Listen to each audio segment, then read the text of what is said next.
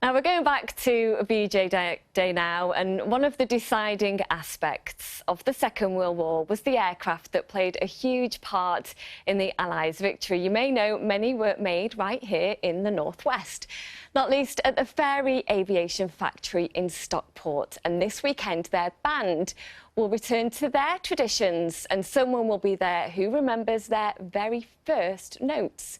Andrew Lindsay reports.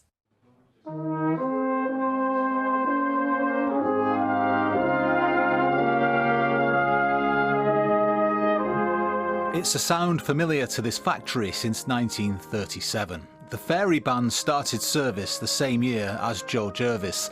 Then 14, he's back to witness rehearsals, aged 102. The band was important. They used to play for us at lunchtime, lifted people's spirits. Things couldn't have been worse at the time. Once war was underway, he planned to be a pilot, but the eyes didn't have it. The fitter, deemed unfit to fly, fought his war from the factory floor. How would you describe what it was like in this factory during the war? People were very calm. The planes came over to bomb Faireys. They hit the biscuit factory when they tried to bomb this factory. Yeah. It overshot. And there'd be a lot of really broken biscuits that day. From the present day at KNDS through Williams Fairey Engineering to Fairey Aviation, and they significantly made components for the Fairey Delta II, instrumental in the development of the Concorde, and also in World War I making biplanes under the National Aircraft Factory Scheme. 110 years of history on the very same site, yeah.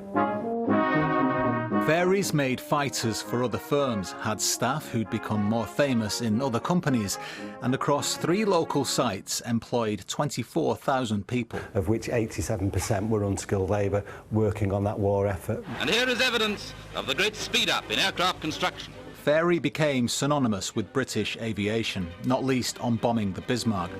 At Heaton Chapel, the King makes a tour of the Fairey Aviation Works, and everybody's happy. Well, nearly.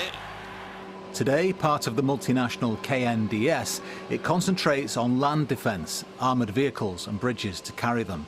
8 decades since the war ended, still needed. There was tens of thousands of prisoners of war of the Japanese as well, many of whom were from the Stockport area. And the conditions that they went through during their 3.5 years of occupation at the hands of the Japanese was terrible. They came home, they were told just to get on with their lives. The band helped. It counted for a lot because it made things normal.